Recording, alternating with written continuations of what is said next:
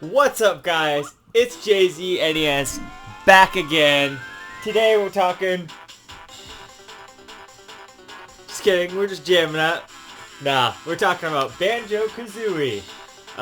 The original Banjo Kazooie, not this nuts and bolts shit. No Tooie, no Grunty's Revenge. We're talking Banjo Kazooie right now. For the N64 there. Technically the Xbox version. Xbox! But yeah, I'm gonna be kind of playing it again whilst reviewing it here. So, Banjo-Kazooie is a game, not really... Actually, it is a game from my childhood. So we used to play... I used to go to this daycare. I've talked about it before, but, we used to play Diddy Kong Racing and a bunch of other games like that. Mario Party 2, Super Smash Brothers. We were big 64 people back then. 64 was the first system I ever bought with my own money as well. One of the games that they had was Banjo-Kazooie here. And so I used to watch a guy play this game like all the time. So I didn't really grow up like being around Mario 64. My friend John had Mario 64. One of the Johns I don't think I've ever mentioned on the channel. I knew a lot of Johns growing up. But, one of the games that, this kid from this, daycare, one of the older kids, who actually lived at this daycare, it was somebody's house, so, we would go over there. And this kid, he played games like Ocarina of Time, we watched him play, I remember back in the day, and also Banjo-Kazooie was one of them. But I kind of don't really remember a lot of him playing Banjo-Kazooie. It was more just hearing about it later on and kind of experiencing it like that. So, yeah, but he did have it, and I do remember playing it very briefly a few times over the years when I was there. So, especially this one time when none of them were there, I just had all day to play N64, and that was one of the games I played, was Banjo-Kazooie. So, really, when I first played this game, it was kind of more early, like, college. So it's probably like 2013 or 2014 when I first, like, really sunk my teeth into this game. It was really right around when I was getting back into gaming, like, really hardcore. This was one of the earlier games I got, was Banjo-Kazooie. Just because I'd heard so many good things about it, and I heard it was kind of, you know, one of the key platformers of the era. And I was a big N64 kid. I played Mega Man 64 and a bunch of other games like that. Star Fox 64 I loved. You know, Smash and Mario Party 2 and all that kind of stuff. But really, I never got into that many of the platformers back in the day anyway. But nowadays, you know, of course, I'm a big platformer fan, especially the ones from the 64 era. Some of them are pretty good, and not just the ones on the 64, but stuff like Spyro and stuff. That is something I played back in the day, was like something like Spyro. But, you know, for me, that PlayStation was more my thing, because that's what I had. But, really, when it comes down to it, the N64 also had some really solid platforming games, like Banjo-Kazooie here. I personally think this is probably the best 3D platformer of the 64 era. A lot of people could argue Mario 64, but I think Banjo-Kazooie, one of the cool things that it does is takes all of the great things that Mario 64 tried to do and really perfects them and makes them so much better and just really polishes them to a sheen. Now, it's not a perfect game. I will say, here's my experience with the game more recently. Back in the day, I had trouble with a lot of levels like Clanker's Cavern and some of the more infamous ones like Bubble Gloop Swamp and whatnot. But, really, coming back to this game after all these years, and me and my friend Jameson had played it, like a year or two ago. Probably like 2 or so years ago. It was a little while ago, actually. Wow, actually, it's probably a little bit longer than that, because it was actually at my last place we played some of this. if I remember correctly, playing Banjo Kazooie there. Maybe that's not right. I don't know. Anyway, it doesn't really matter. Me and my friend Jameson played the game more recently together. Him playing most of it, just because it was kind of, that's what I wanted. Was for him to experience the game as well. And so I kind of got to re-experience what that was like. And I had bought the Xbox HD versions here. They add a few features like in the original game when you collected notes, those didn't stack if you died. You'd have to collect all the notes at once, and you would just have your best note score, essentially, which was really very lame and kind of sucked because it was like you would have to collect them all again. It was a lot like Mario 64, which was a big flaw in that game, especially when you were trying to do the 100 coin challenges. But in this game, notes count for more than the coins did in that game because they're actually collectibles. Now, that's where the best note score comes in, is the fact that they would continue on those notes as a total score, so you could take them and open the note doors. There's note doors, which are a part of the progression. Here, you have to get through these note doors to find other levels and whatnot. And then there's these things called jiggies, which are essentially your stars.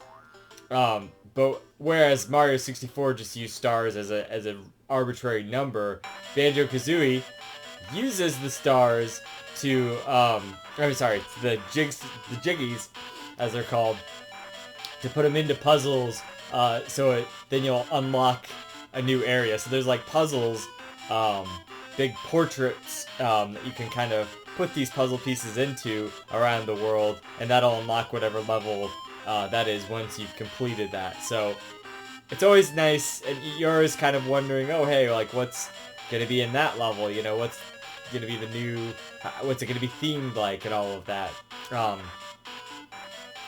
Because yeah, this game has a lot of variety in its theming. It doesn't really reuse a lot, whereas something, again, like Mario 64 is less so themed. I mean, each world feels different, but it still has a kind of similar feel to a lot of levels. But Banjo-Kazooie, every level feels unique. And I gotta say, like, I'm looking at it right now and playing it, that's the idea here. It's very colorful and graphically a very impressive game for the N64. I mean, this game is just a remastered version of that, so it's just kind of an HD now.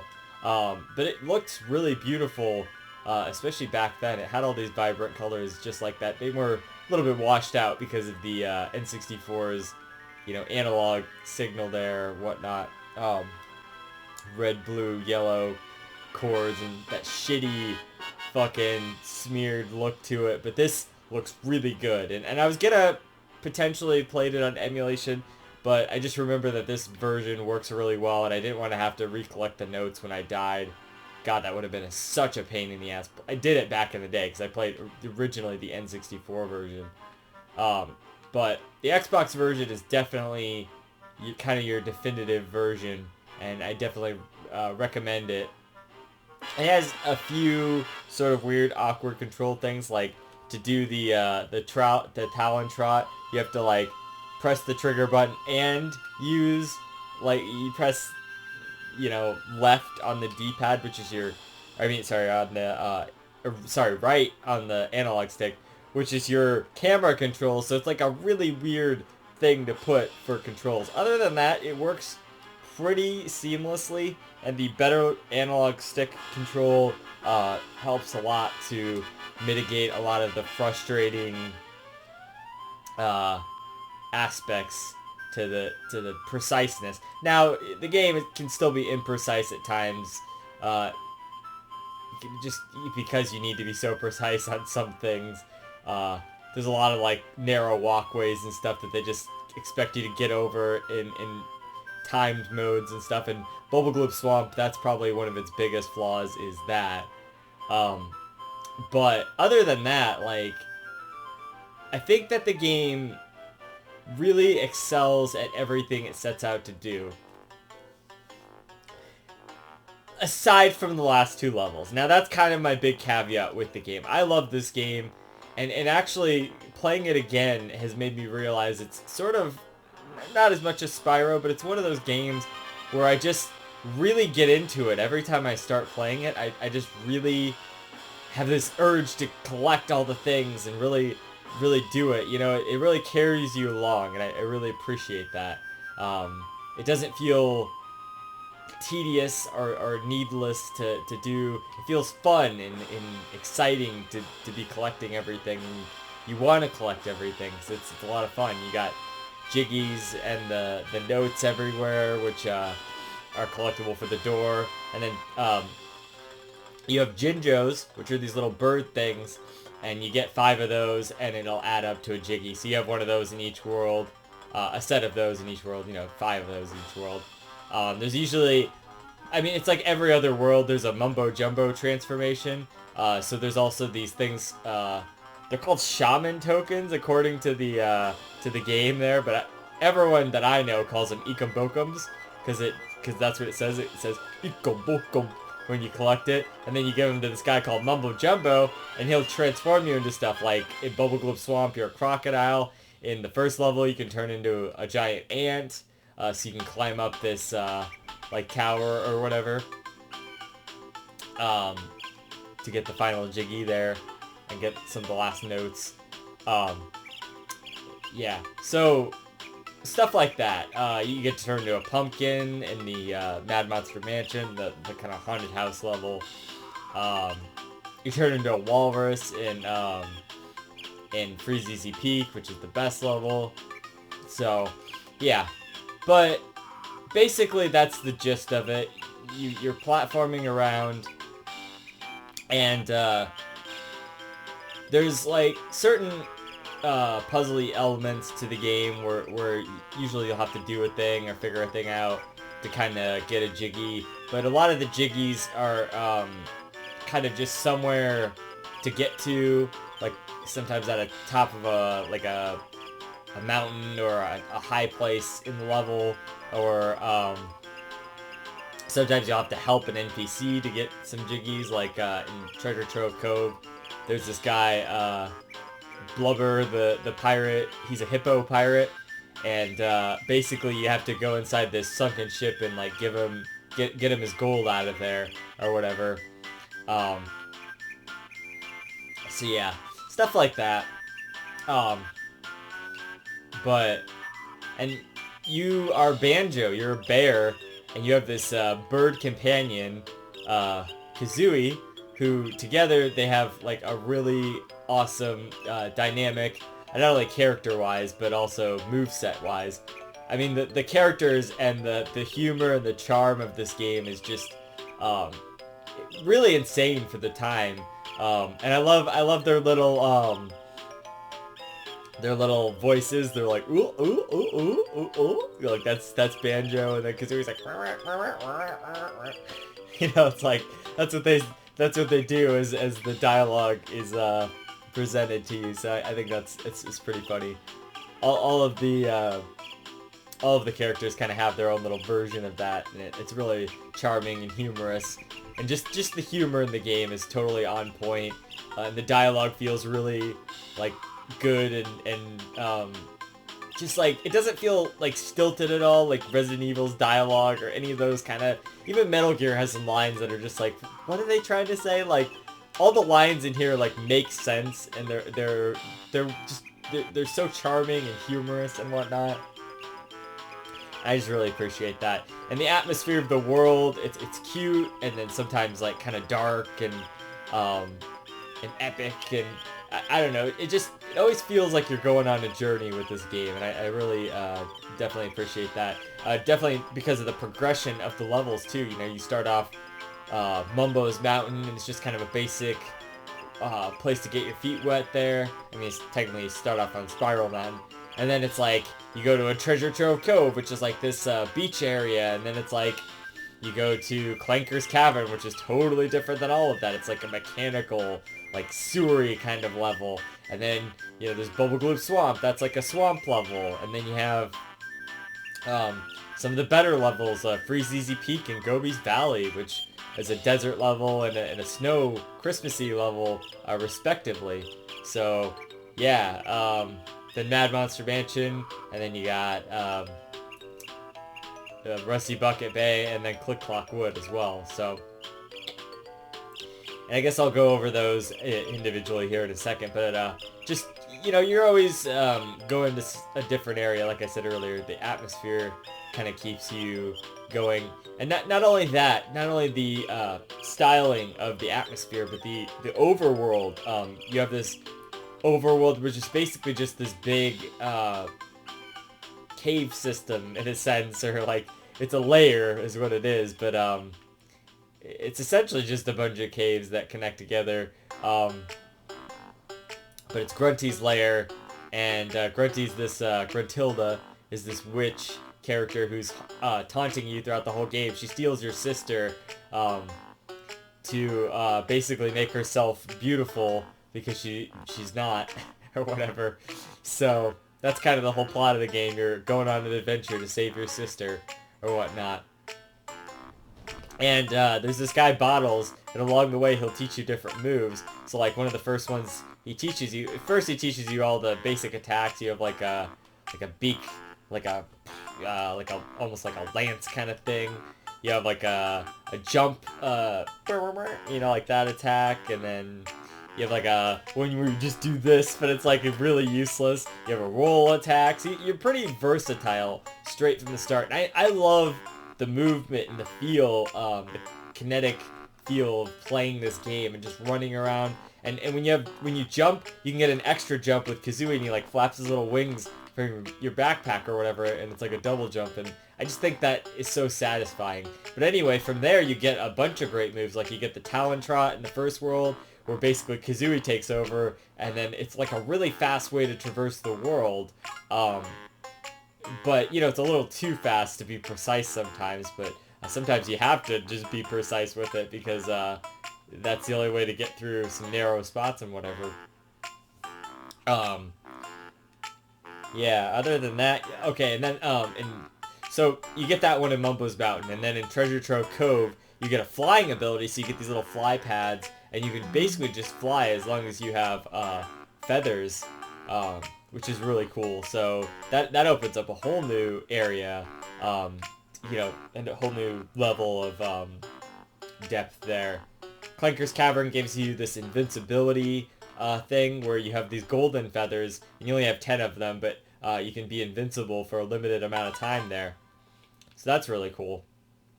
And then you get these fast shoes. That's the one you get in Gobi Valley, I believe. And then Freezeezy Peak gives you this move when you're flying. You can like, you do this like dive attack kind of thing,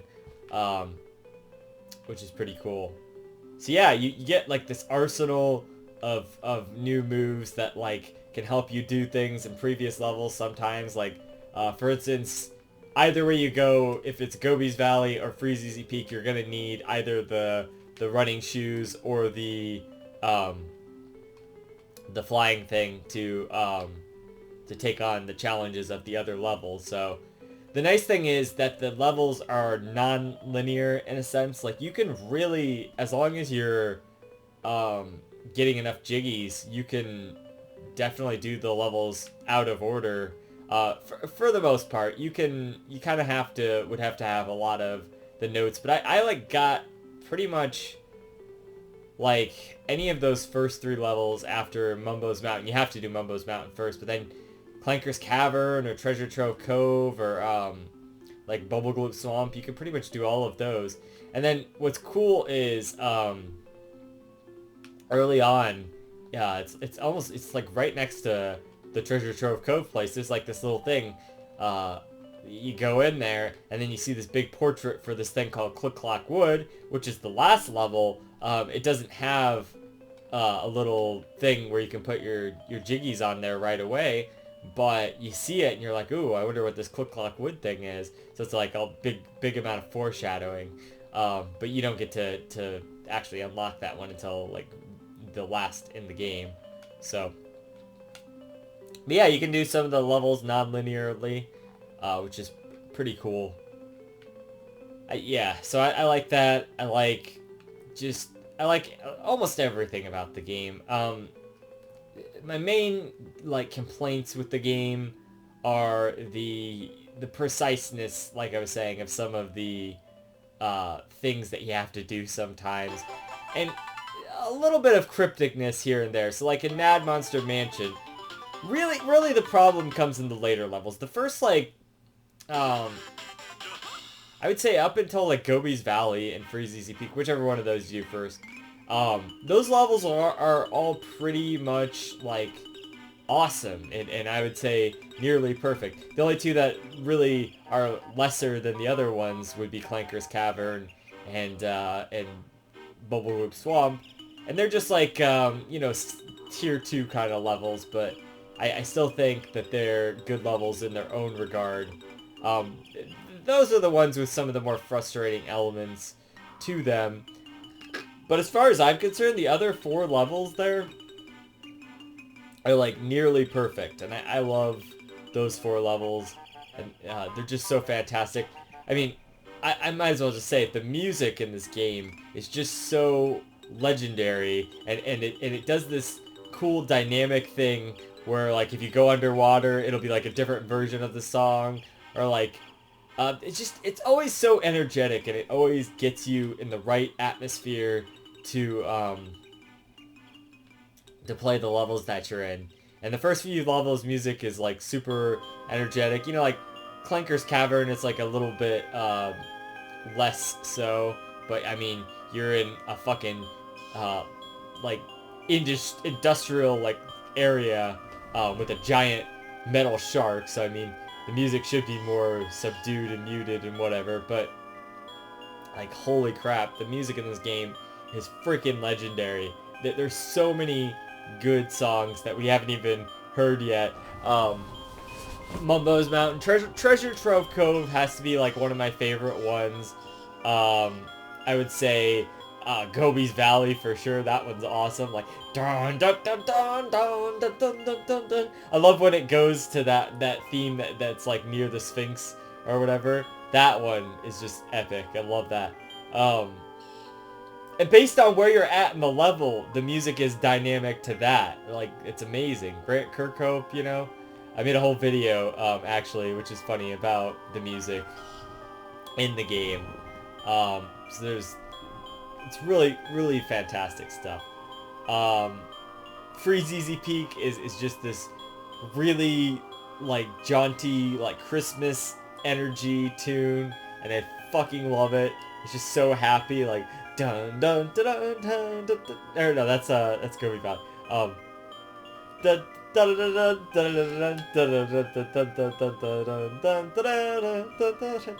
Yeah. Anyway, it's so good. Freeze Easy Peak's probably my favorite level.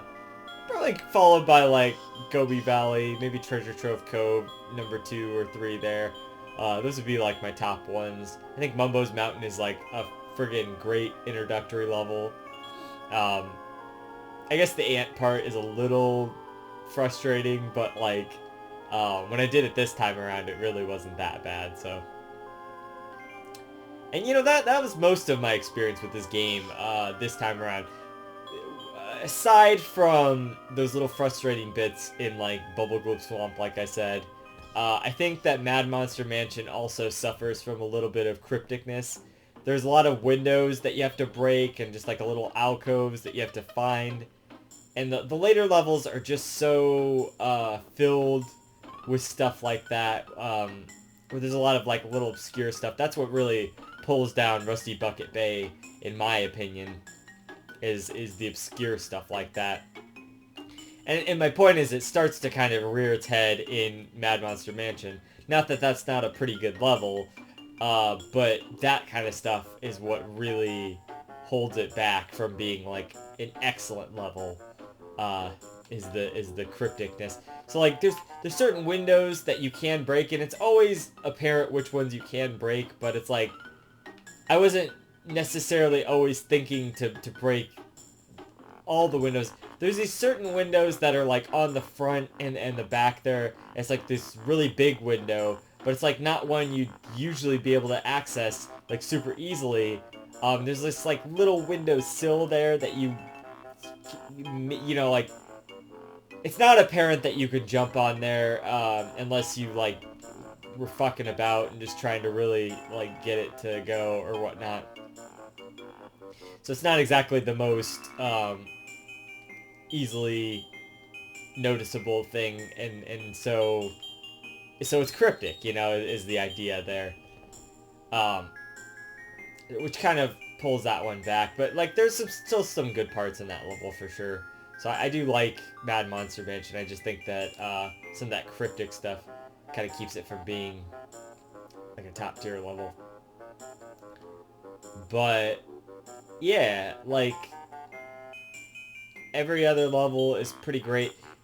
So then the problem comes into play when you get to there. It's starting to show like, hey, these levels are maybe just a little bit too big for their own good, and there's too many little secret areas and alcoves and stuff to really get to there.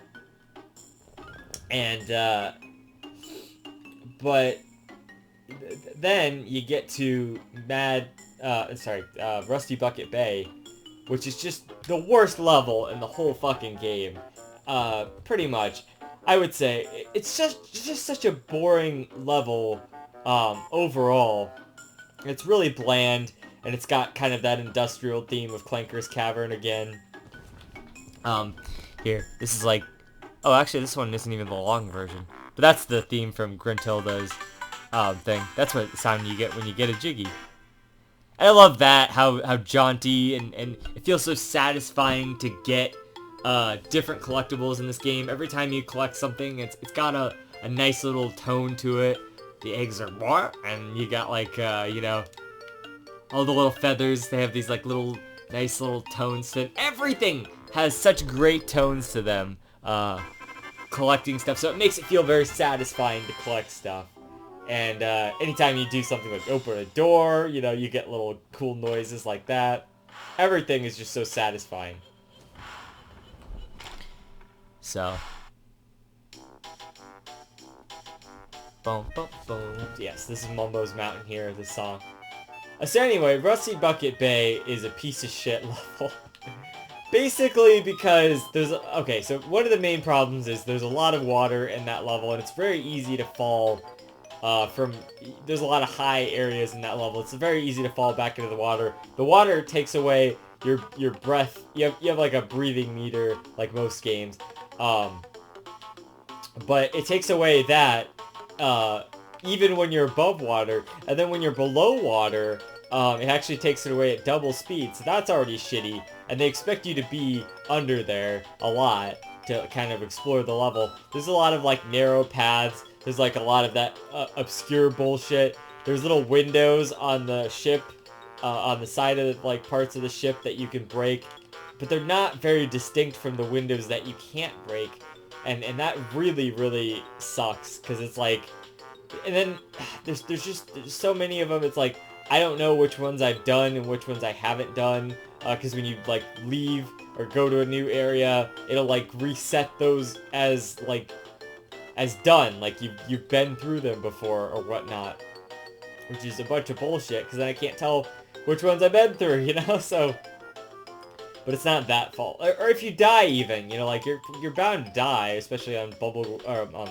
Rusty Bucket Bay. You're bound to die at least a few times there. So when you die, everything kind of resets, which really sucks.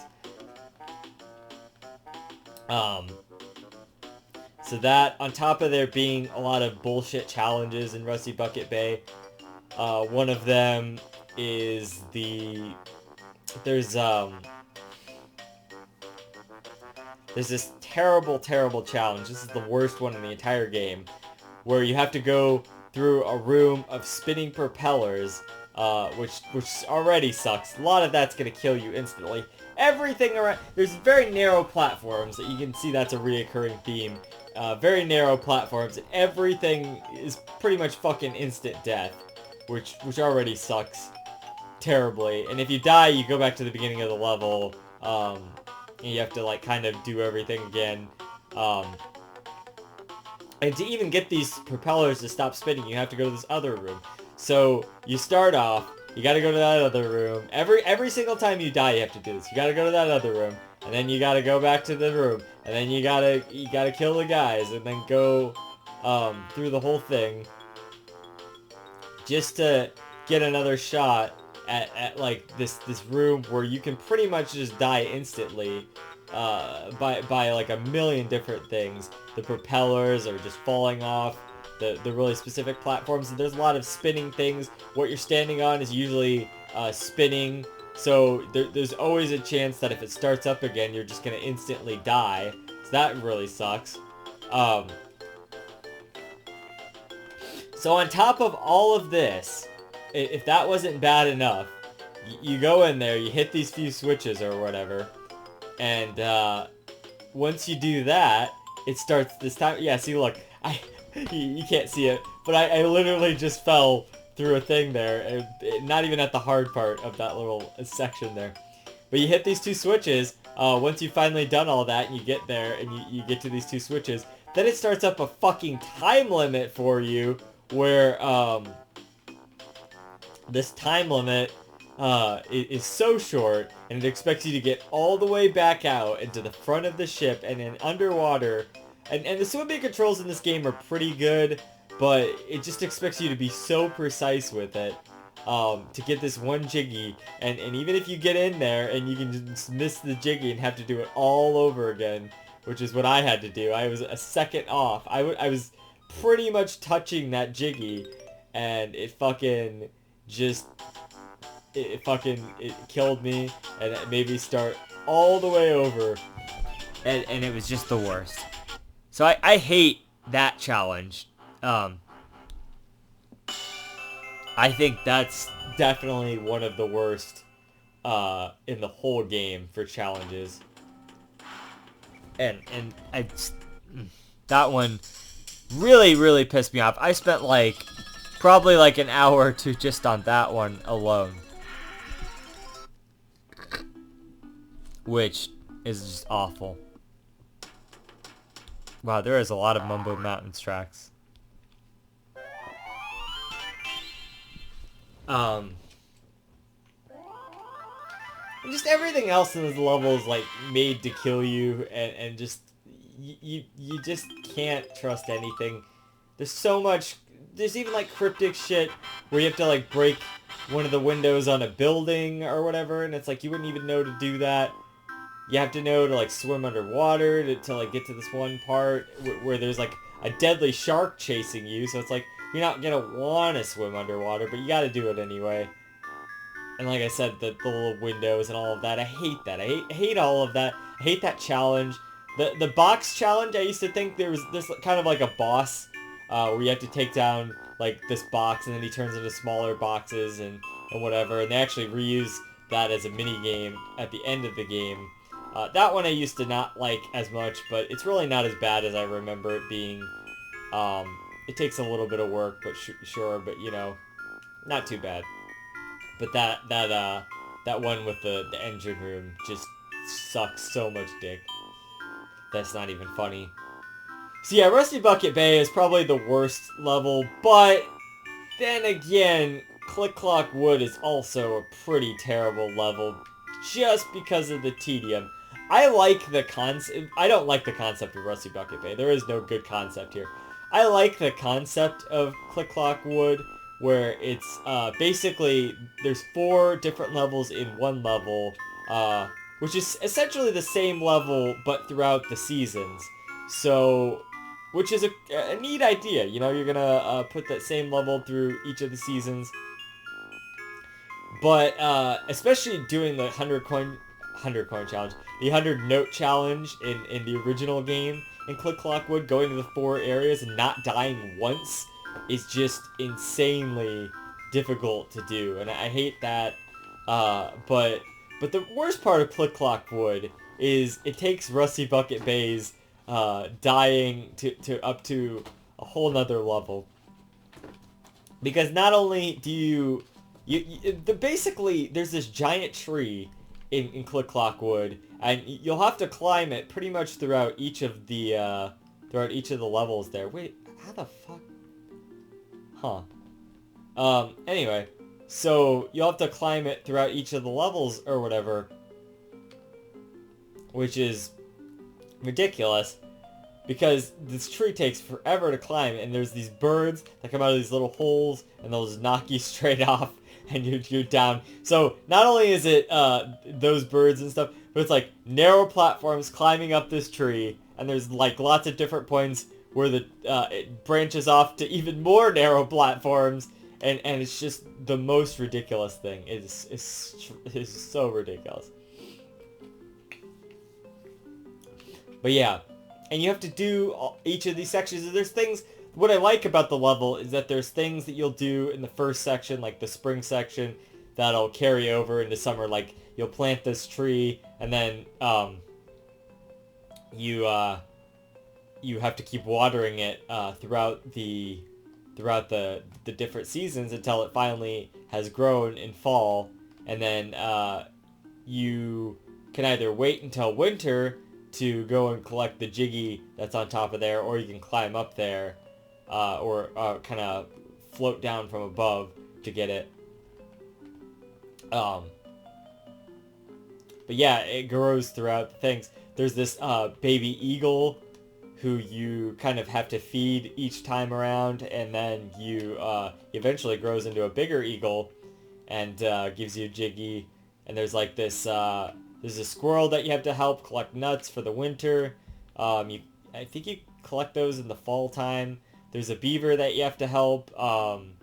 He needs to get into his house, and you can do that during the summer, and then you can come back during the fall there to get a Jiggy inside of his house there, which is pretty cool. And then if you come back during the winter, he's got a honeycomb piece. So the honeycomb pieces are kind of like heart pieces. They'll extend your life if you get, I think, 6 of them. And there's only like 12 of them in the entire game. You can only get 2 extra honeycombs, but so they're a whole nother collectible that are usually pretty well hidden. So yeah, so just lots of different collectibles in this game, and I think that's definitely cool. But it's not too many collectibles. It's the perfect amount of collectibles, I would say. Hello, kitty. So anyway, Cluck Clock Wood, basically that's the problem. It's just climbing up this tree just takes forever, and there's so many ways that you can get easily knocked off and fall all the way down, or these narrow paths can just knock you down. It's just the most frustrating and kind of a very tedious level, because when you die, all the enemies respawn, so you have to kill all these fucking birds again, and you have to like climb the whole thing again when you die. You really get checkpoints or anything throughout the level, so it's like, because most of the levels are small enough to where that's not a thing. And so yeah, it's just really, really ridiculous there. Here, let me get this to, there you go. It's Treasure Trove Cove. There's so many songs in this game, and so many variations on certain songs and stuff. And it's so fucking easy to fall off of the thing, and just, you take falling damage, and then you die, and then that's just it, you know? Like, oh god, it is so easy to fall here. And I get that sinking feeling when I fall from a high height in any game, and that is definitely on display here in Banjo Kazooie, especially when you fall like from the top of this tree or whatever. And there's not, it starts you off kind of nice in the spring level, where you get this bumblebee power up, or not a bumblebee, like a bumblebee transformation, I should say, from Mumbo Jumbo there.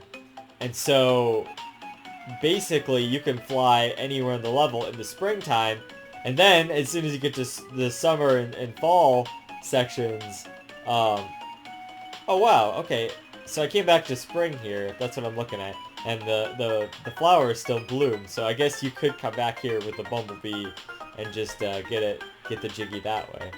Oh, that's kind of cool. So anyway, so you gotta see if you, oh fuck, wow, that was close. You get this bumblebee to kind of check out the entirety of the level, Yeah, there's these little alcove jumps that you have to like keep jumping to the next one, and it's so easy to fall there. It's so easy to fall anywhere on this goddamn tree, I swear. And you know, pretty much falling might get you pretty much you die right away kind of thing. So it's just very frustrating. But anyway, so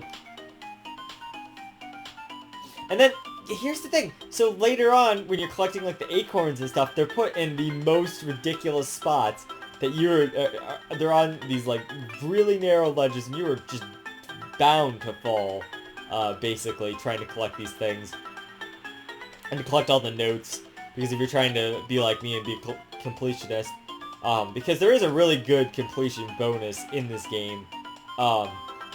Basically, you get a refill station at the very end for each of the things. So the red feathers that you use for flying, the gold feathers, the eggs, you get a refill station for all of that to take on the final battle for Gruntilda, which is really nice. That's if you collect all the notes, and actually if you collect all of the notes, you get double like stamina. Basically, it's like the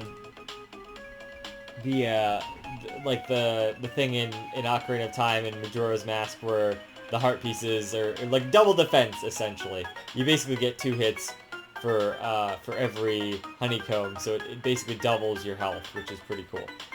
That also requires you to get all of the jiggies though to do that. So or all but 2 I had to use to get it. So you pretty much have to get all the jiggies for that. So yeah, it's nice that they actually kind of thought that out to give you a completion bonus. I definitely appreciate that. And it's definitely a fun game to complete. The hardest ones being the final few levels to complete, like I was saying, and doing some of that stuff like the, fuck, I just fell for the tree again! See, there was more than a few F-bombs dropped, you know, falling from this tree and just be really frustrated. Right now I'm just fucking around, but, like, Jesus Christ, I was so pissed off at some of these. It's just ridiculous. But anyway, so yeah, it gives you a nice incentive to complete the game and do completion bonus kind of stuff. So yeah, really cool, and I always like to complete the game, even the more frustrating aspects. I guess it's a testament to the game that I'm even willing to do those just to kind of for the fun of completionist, you know, kind of thing. So yeah. So the gameplay is really solid. It's just like the few later things that they got a little bit ambitious with trying to make the last few levels really challenging there. So they certainly succeeded at that. But I do like it. The final battle with Gruntilda as well can be a little bit frustrating. My least favorite part is the part at the end with the eggs. But it is a nice test to all of the abilities that you've gained and all of the platforming kind of know-how that you've gotten, all the stuff. It really feels like the perfect final battle. There's a flying section, there's a part where you use your eggs, there's a few parts where you use your eggs, you use kind of all your abilities. It just feels really well done. But it can be a little bit frustrating because it's just kind of a very long battle, and then by the end, she's throwing fireballs and all sorts of crap at you, and you're likely to get hit. It's really tough, final boss there. But there's also this board game before that. There's little hints throughout the worlds, like her sister Gruntilda will tell you little things about Grunty and whatnot that you kind of have to remember, because there's like trivia squares on this board. It's like a board game.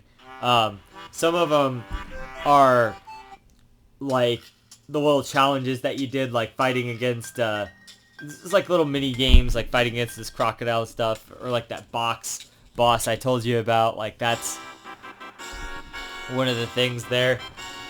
So, yeah. So, those are all on there. It's just like, they'll ask you about different things from different levels. So if you're like really paying attention, or like even somewhat paying attention, then you'll probably get a lot of them right. But a lot of them are pretty tough too. So it's like, it's a really good test of your trivia and knowledge of the game, and to see what you remembered about the game and whatnot. So it's really fun. And then the credits roll, but Gruntilda gets away. You do get 2D back, so the game could just end there for a lot of people. But the real ending is if you, well, the real ending is if you get 100%, because then they show you about the stop and swap stuff in the N64 version anyway. That was gonna be in the second game, and then they never used that. But you get to fight Gruntilda as kind of your reward for going back and doing that there. And it's a pretty epic final boss fight. So yeah. But they really ramped up the difficulty and the challenge on the later parts of the game there. And that's kind of my takeaway from that. But I still, like I said, enjoy the game overall. It's just that kind of stuff is what keeps the game from being like a really perfect game for me. Now, for me, Mario 64 kind of did, every level was kind of like that. There wasn't really an easy level. It was all kind of that obscure and just like really tricky platforming stuff. But I feel like they finally kind of got here properly they kind of refined it perfectly. But yeah, so that's pretty much the gist of it. Like, Banjo-Kazooie is a great game, and I still think it's probably the best 3D platformer of its time. Maybe in contention with Spyro. I think Spyro has maybe just the slight advantage there. Oh yeah, like, okay, so let me talk about the characters here. Like I said earlier, there's some NPCs that are really cool or whatever. I want to talk about fucking asshole dad from Freeze Easy Peak. So this guy, these are bears. He's a bear, and he's got his 3 little bear children, and they're in the hut, and they're like, we're starving or whatever, and the dad's just sitting like out of the hut, like on the bottom of the slope here, and he's just like, oh, I fucking ate this Jiggy that I was gonna give to my kids, so feed my kids or whatever. Not that you should eat a Jiggy anyway, but he ate it. He's like, oh, I'm so full, my stomach hurts so much, and his kids are fucking starving. And so once you knock this thing out of him, what does he do? Does he go home to like feed his kids or whatever? Give him the presents that he promised him? No, he fucking goes off. You race him twice, and he's not even, he doesn't even fucking care about his kids. You're the one who gets him the presents, and then, he's like, as soon as you get done with the races, he's like, oh yeah, I'll go get my kids some presents. Then he never does. And then if you go to his home, when he's there and you got the kids the presents or whatever, he's like, hey, quiet down, kids. I'm trying to fucking sleep, or I'm trying to take a nap, or whatever. I've had an exhausting day. So, like, he's such an asshole fucking dad. He doesn't even fucking take care of his kids properly there. So I just wanted to bring that up because it's really funny. That's kind of a joke between me and my friends there about the asshole dad. But yeah, so basically, it's really fun and it's really good until the end of the game where the bullshit just kind of gets ramped up to 11. And those are the levels that really frustrate me and make me wonder why they're so challenging and so ridiculous, and why did they put all these instant deaths around, you know, without checkpoints or something. It just really irks me, those last few levels there. But overall, Banjo-Kazooie is a fantastic 3D platformer. One of my favorites of the time, and I put it in my top 100 games list, kind of in the middle there if I remember correctly, because it stands out, especially for its era. It's a more refined Mario 64 in my eyes, and it really still holds up fairly well, I would say. And especially for people who grew up in this era, it holds up pretty well. Now, I mean, I've played a little bit of the sequel here. It really just ramps everything up to an insane degree and just makes the levels so much bigger and whatnot. And I'm not really as big of a fan of that. I do want to get to it someday, but so yeah, it's just stuff like that can be frustrating.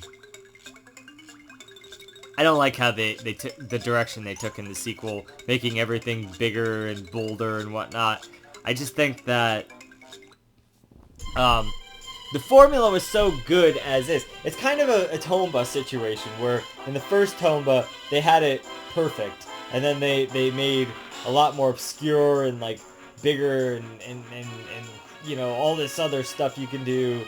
We have to be bigger and we gotta make it all 3D and whatnot in the sequel there. That's how Banjo-Tooie feels. Now, it's a very impressive game for its time, but it still suffers from a lot of flaws that I feel like the later levels in this game suffer from, trying to be too big and ambitious. I think there's something to dense world design, and Banjo-Kazooie certainly has that on display. And it usually is very good about that. And that's the kind of stuff I appreciate. There's also a jiggy that you can... There's always a witch switch, they call them, where you ground pound it, and then it opens up a jiggy in the overworld. And I do love the overworld, too. I guess that's something I should mention, is that it really feels great, and it really connects all the levels, and it's easy to traverse. They have these little fast travel things, so you don't even really need them, but they have them. And there's lots to explore and see in the overworld too. So I just think that's really cool. I think it's just a really well designed... The level design in this game is really well done, you know, aside from the last few levels there. I would say Rusty Bucket Bay pretty much is the worst level design, if anything. But other than that, yeah, really good level design. Incredible music, some of the best on the system, or just the best video game music of all time. This definitely is in contention for that, because holy shit, the soundtrack is just incredible. Like, listen to this. This is fucking excellent. Love it. Love that. Graphically, like I said, it holds up. Animation-wise, it's really, really good. Yeah, and the variety of levels and stuff is pretty awesome. Let's see if we can get that one part of Gobi Valley here.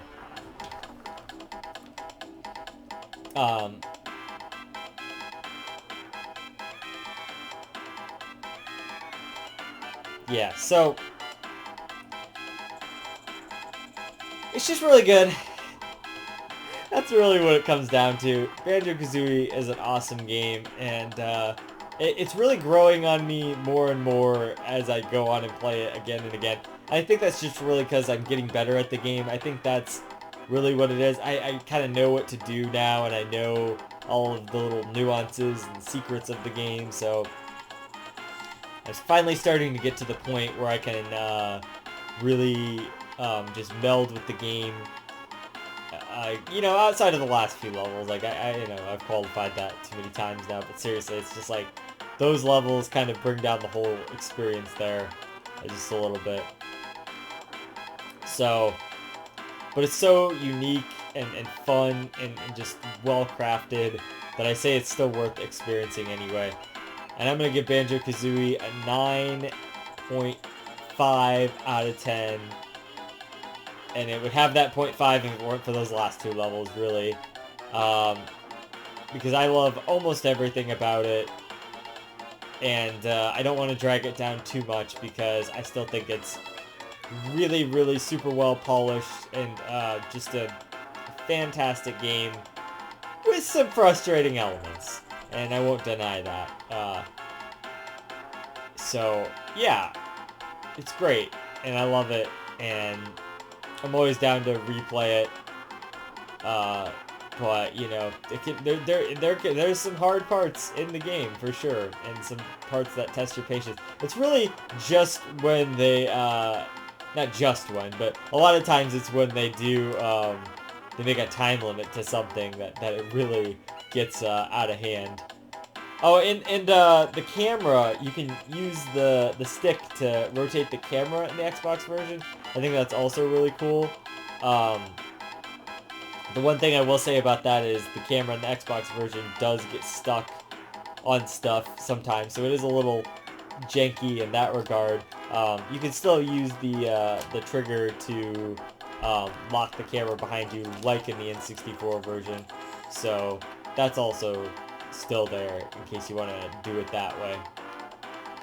Yeah, but I wholeheartedly recommend Banjo-Kazooie with the caveat that you're prepared for some frustrating bits later on. I think it's a fantastic game, though. I really do. I think it's amazing. Here, let's listen to some of the music, and then we'll call it a day. We'll just jam out a little bit. I want to at least listen to the last theme there.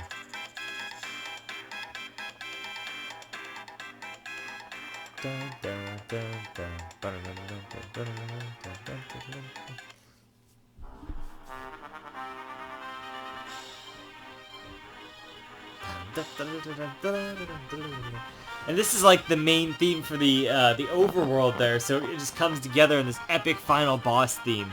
Again, I did a video about that, Nerd Symphonics #2 there. If you want to hear me go more in depth on the music and stuff of Banjo-Kazooie.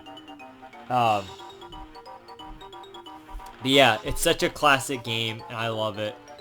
9.5 out of 10. Until next time, this has been JZNES. Keep it classic. Stick around for more reviews, underrated games, and I'll see you guys in the next one. JZ